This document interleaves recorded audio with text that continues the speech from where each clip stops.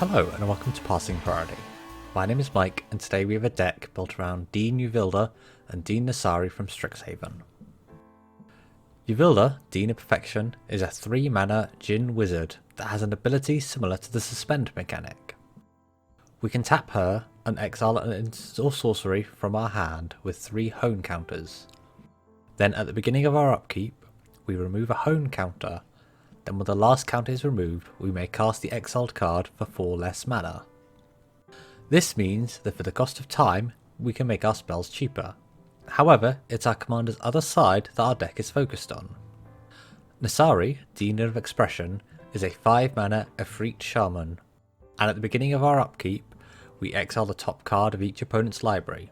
Then we may cast any spells that we exiled with this effect this turn.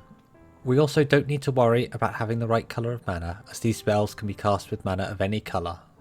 Nassari also gets a +1/+1 counter each time we cast a spell from exile, meaning that over the course of a game, she can grow quite large. The deck we've built today is going to focus on playing our opponent's cards and using their powerful win conditions against them. Let's start by looking at the ramp we've built into our deck. Being in blue and red means that our ramp options are mostly coming from artifacts. We have Sol Ring, Arcane Signet, Izzet Signet, Fire Diamond, Sky Diamond, and Talisman of Creativity as our low mana value mana rocks to help us ramp early on. Mind Stone and Letter of Acceptance are 2 mana rocks that can be traded in for new cards when we are later on in the game. Midnight Clock will tap to add blue, but at the beginning of each upkeep, or for the cost of 2 and a blue, we may place an hour counter on it. Then once the 12th hour counter is placed on, we shuffle our hand and graveyard back into our library and draw 7 new cards. Cursed Mirror will tap to add a red, but when it enters the battlefield, we may have it become a copy of any creature on the battlefield for a turn, and it also gains haste. We have Unstable Obelisk, which we can sack to destroy any permanent on the battlefield. This is a great way to deal with an enchantment that blue and red currently do not have many ways to interact with. And finally, we have Rousing Refrain. This card, while ramping us, is going to be more useful as the game goes on. We will want to suspend this card early, then after 3 time counters have been removed, we will gain red mana equal to the number of cards in an opponent's hand. But this card, after casting, will resuspend itself, meaning that after just 1 payment we will keep getting this effect every 3 turns, adding counters to our commander if she is out. Next, let's take a look at our draw options we've included in the deck. While not our main theme, we do want our draw to synergise with our commander's desire to cast cards from exile. When Outpost Siege enters the battlefield, we will choose Khans. Then at the beginning of our upkeep, we will exile the top card of our library, and we may play it this turn. Importantly, this will allow us to play lands we exile with this effect, unlike our commander. Birgi is a very strong legend that will help get us red mana each time we cast a spell, but it's her other side, Harnfell, Horn of Bounty, we will want to play. We can discard a card from our hand to exile the top 2 cards of our library and play them this turn. Ignite the Future will exile the top 3 cards and we may play those cards until the end of our next turn. And if we've cast it from our graveyard with its flashback cost, we will be able to cast those exiled spells for free. We can Foretell Behold the Multiverse to spread the cost of casting it over 2 turns and pump our commander. Or we can cast it straight away for 3 and a blue if we need the burst of card draw now. Inspiring Refrain is similar to Rousing Refrain from earlier. We can spend this card early and wait 3 turns to draw 2 cards, but after it resolves it will exile itself again with 3 time counters, meaning we can keep getting cards every 3 turns while pumping our commander. And Aminatu's Augury will exile 8 cards from our library, then will let us play a land from among them and cast a spell from each card type without paying their mana costs. In our deck, this could mean 6 different cards if we can get lucky. One last card that seems low impact that will slip under the radar is Oracle of Dust. Oracle of Dust will allow us to play 2 and return a card an opponent owns from exile to their graveyard to draw a card, then discard a card. Our commander won't let us play lands from among the cards we exile, so we can return those cards to our opponent's graveyards to draw us cards. Just try to avoid giving them back to the lands matter deck. We also have some ways to draw cards directly into our hand. Reign of Revelation will draw us 3 cards, then we will need to discard a card. Plea for Power will have each player vote time or knowledge. If time gets more votes, we will take an extra turn. but if knowledge gets tied or more votes, we draw 3 cards. With a commander out, either way we'll get access to 3 more cards. Windfall will have every player discard their hand and draw cards equal to the greatest amount discarded this way. And Valakut's Awakening can either be a land when we need it, or allow us to get rid of any number of cards we don't want to the bottom of our library and draw that many +1. The focus of our deck is using our opponent's cards against them, and while our commander will allow us to get 1 card from each opponent per turn, we will need some more options to be able to advance our game plan.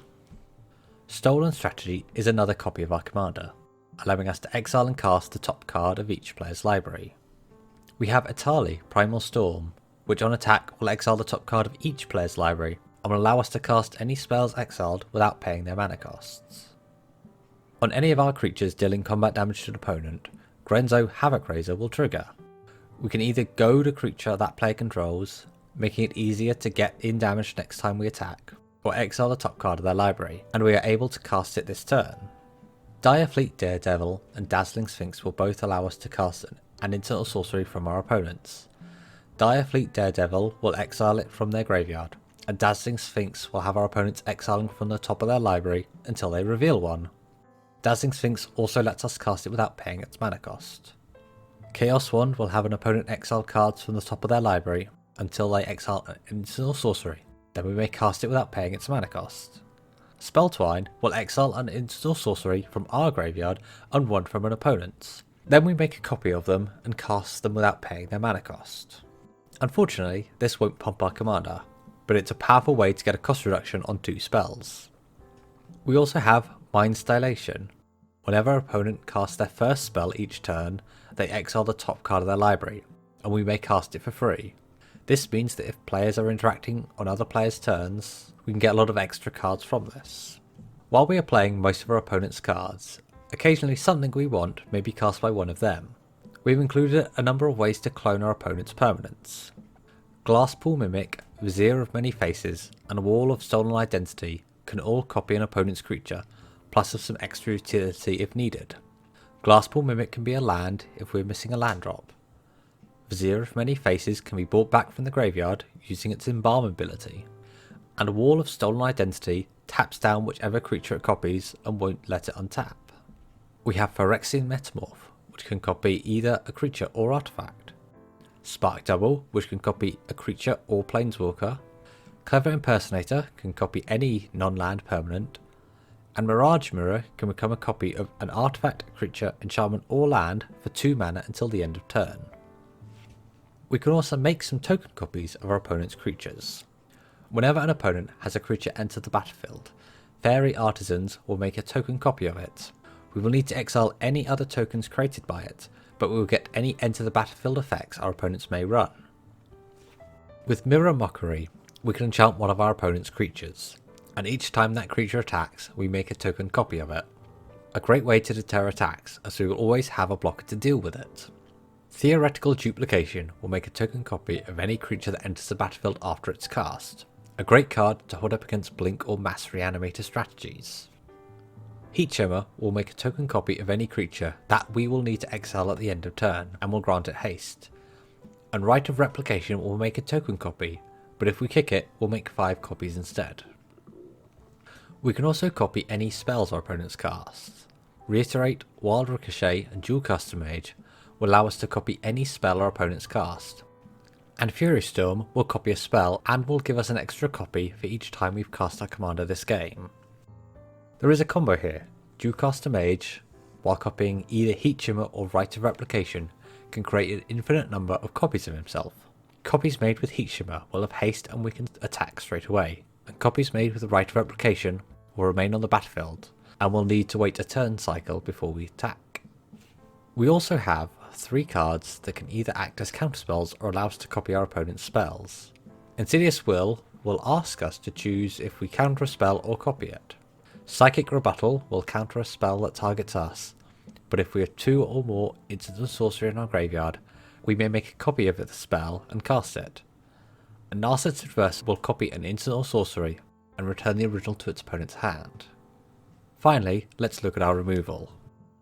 We have some creature removal in Pongify, Rapid Hybridization, and Reality Shift.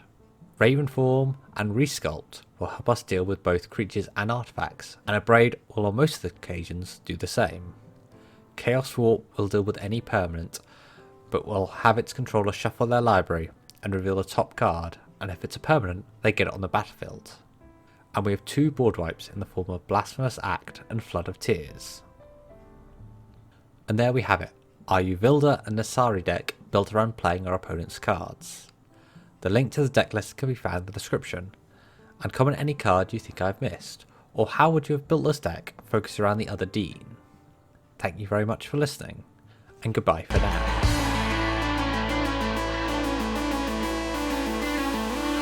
Hello, I'm recording this extra, as I've noticed I've missed a couple of cards I'd like to mention.